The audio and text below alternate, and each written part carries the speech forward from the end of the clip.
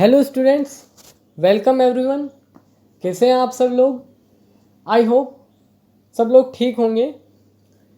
तो हम पिछले लेसन्स में मार्कोनिकोव रूल की बात कर रहे थे। अब हम इस लेसन में डिस्कस करने जा रहे हैं एंटी मार्कोनिकोव एडिशन की, जिसे हम पेरोक्साइड इफेक्ट या खराश इफेक्ट के नाम से भी जानते हैं।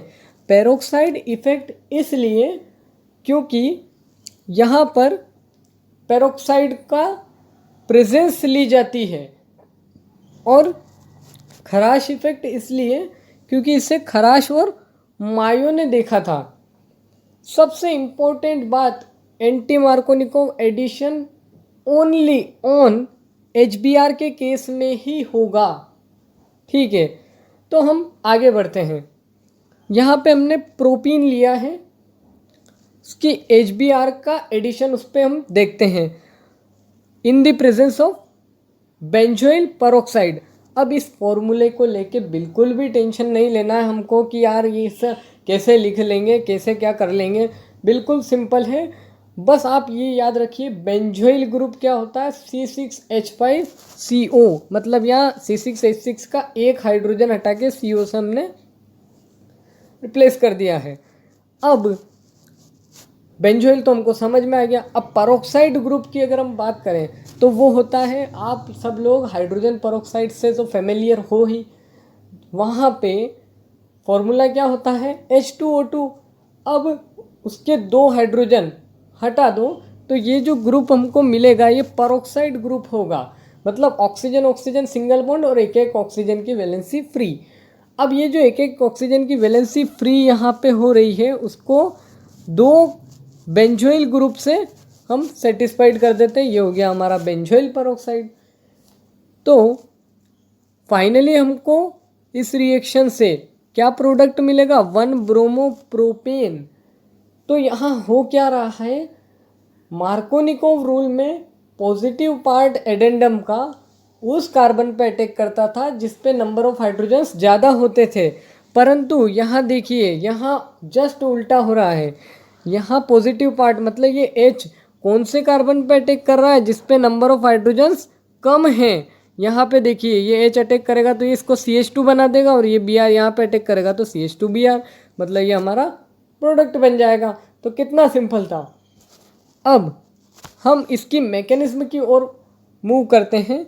तो ये फ्री रेडिकल चेन मैकेनिज्म के थ्रू प्रोसीड होता है, जबकि मार्कोनिकोव रूल में हमने क्या देखा था, इलेक्ट्रोफिलिक एडिशन रिएक्शन को देखा था। तो यहाँ पे होता क्या है, फर्स्ट स्टेप में ये जो बेंजोइल पेरोक्साइड है, अब ये क्या किया हमने, C6H5CO OO C6H5 खोल के इसको एक्सपांड करके लिख दिया है हमने। अब ये क्या होगा, होमोलिसिस में जाएगा। मतलब ये जो ऑक्सीजन ऑक्सीजन के बीच में जो शेयर्ड इलेक्ट्रॉन्स है ये वापस अपने एक एक इलेक्ट्रॉन्स ले लेंगे, तो यहाँ रेडिकल का फॉर्मेशन हो जाएगा। ठीक है, अब ये CO2 अलग से रिमूव हो जाएगा। तब यहाँ क्या बचेगा, यहाँ C6H5 रेडिकल बचा रह जाएगा। अब ये C6H5 रेडिकल अब HBr से रिएक्ट होगा, तो HBr सबसे पहले कहाँ जाएगा, होमोलिसिस क्लीवेज में जाएगा। तो यहाँ पे फिर अगर ये एक इलेक्ट्रॉन लेगा तो ये H रेडिकल का फॉर्मेशन करेगा जो, और Br रेडिकल का फॉर्मेशन करेगा। जो H रेडिकल होगा वो इस C6H5 के साथ रेडिकल के साथ कंबाइन होकर C6H6 मतलब बेंजीन बना लेगा, और ये Br रेडिकल बचा रह जाएगा। तो अब ये Br रेडिकल करेगा क्या, ये Br रेडिकल प्रोपीन से रिएक्ट होगा। तो यहाँ पे प्रोपीन भी क्या है, यहाँ होमोलिसिस में जाने वाला है।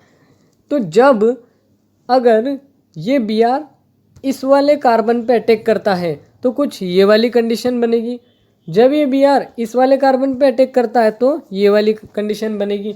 मतलब यहाँ 1 डिग्री फ्री रेडिकल और 2 डिग्री फ्री रेडिकल बन रहे हैं।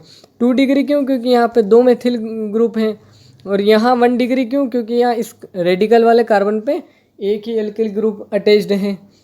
तो हम जानते हैं 2 degree free radical more stable होता है, क्योंकि ये +I इफेक्ट के थ्रू इसको स्टेबिलिटी प्रोवाइड करेंगे।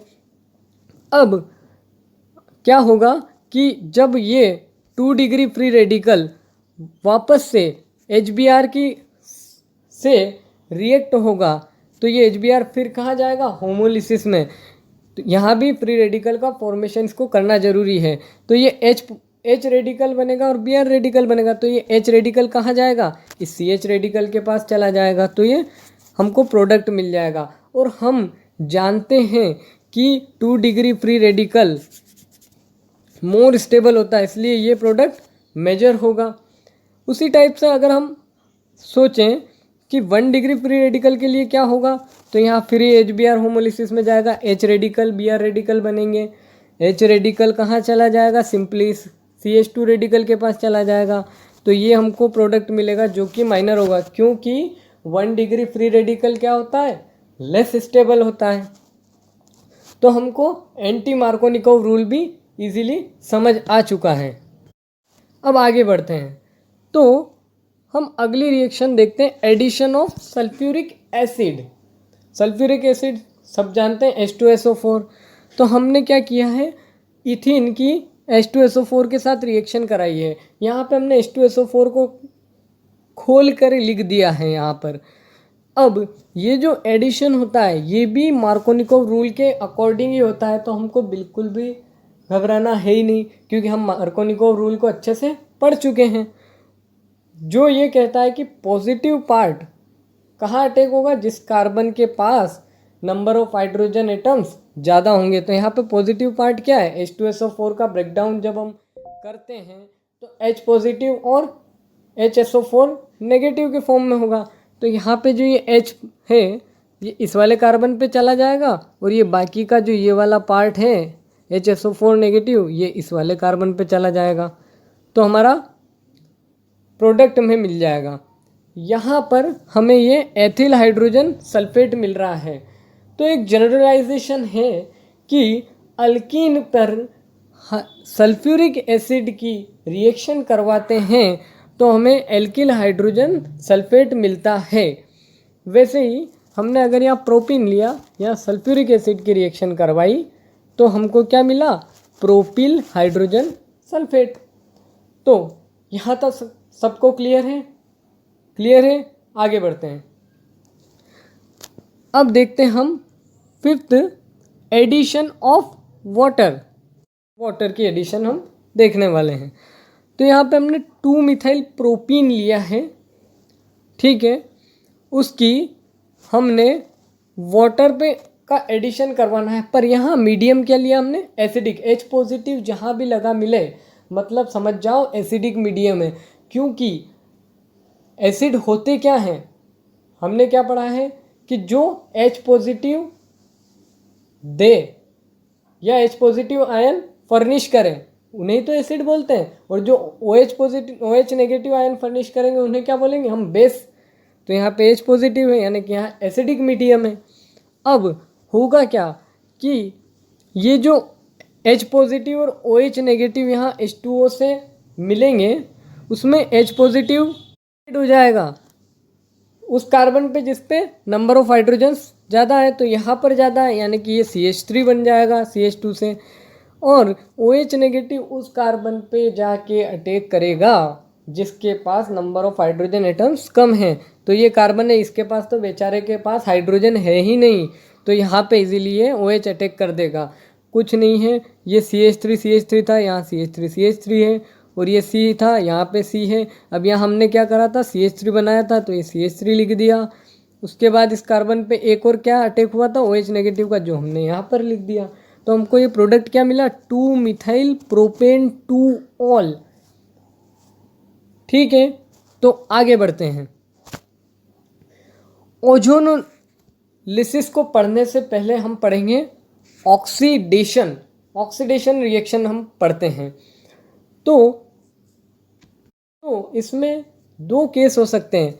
अगर हम एक्वस कोल्ड KMnO4 के साथ इसकी ऑक्सीडेशन कराते हैं, जिसे कोल्ड एक्वस KMnO4 को हम बेयर्स रिएजेंट के नाम से भी जानते हैं। तब क्या होता है कि हमें विसिनल अल्कोहल या विसिनल ग्लाइकोल मिलते हैं। ठीक है, विसिनल टर्म से हम काफ़ी फेमिलियर हो चुके हैं, तो मैं यहाँ पर उसको डिस्कस नहीं करूँगा।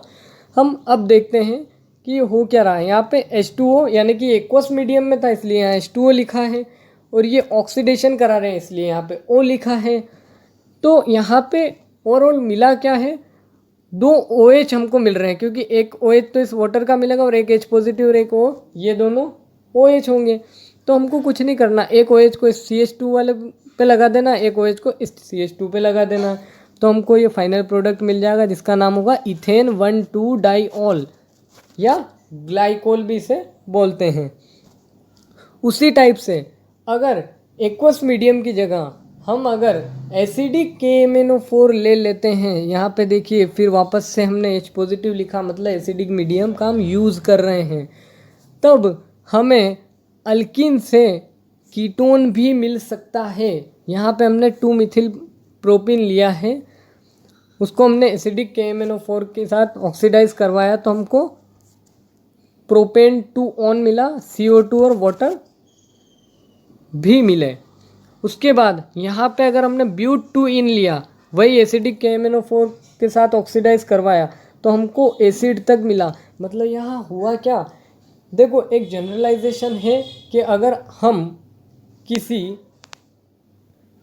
अल्केन को ऑक्सीडाइज करते हैं तो अल्कोहल मिलता है, उसके बाद फर्दर उसका ऑक्सीडेशन करते हैं तब क्या मिलता है, कार्बोनिल कंपाउंड जिसे कीटोन या एल्डिहाइड बोलते हैं वो मिलते हैं।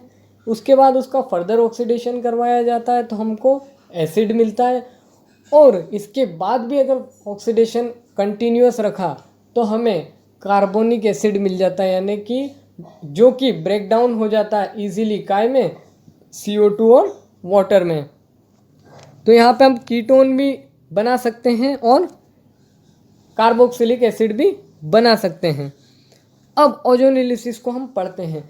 तो ओजोनोलिसिस में करना कुछ नहीं है, बिल्कुल सिंपल है। यहाँ पे हमको ये ओजोन का अल्कीन पे एडिशन करवा देना है। अब देखिए यहाँ O3 है, तो हमने किया क्या है, तो ओजोन के एडिशन से हमको क्या मिलेगा, ओजोनाइड मिलेगा।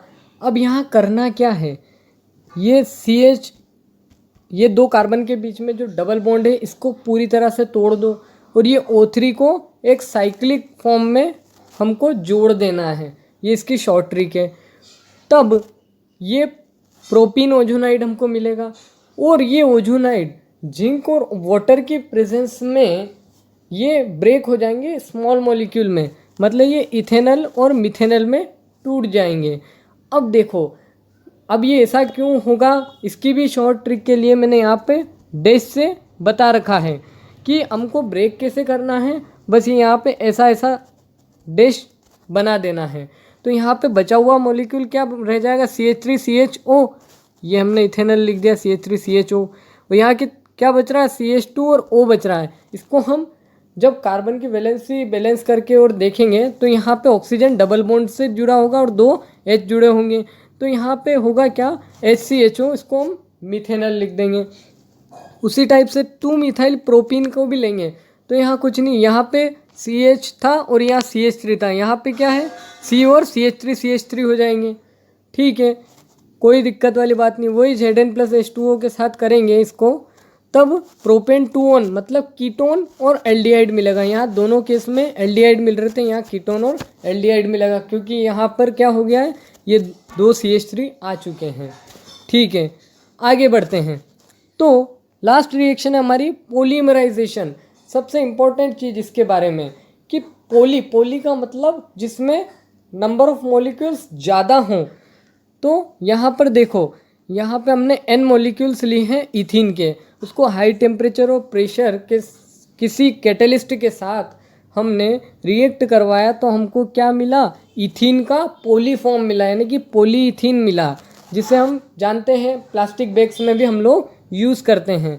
उसके बाद हमने प्रोपीन लिए, उसके मॉलिक्यूल कितने लिए, N मॉलिक्यूल लिए, वही कंडीशन रखी हाई प्रेशर टेम्परेचर और कैटलिस्ट की प्रेजेंस में, तो हमको क्या प्रोपीन तो मिला, उसके N चेन मिली प्रोपीन की, यानी कि पॉलीप्रोपीन।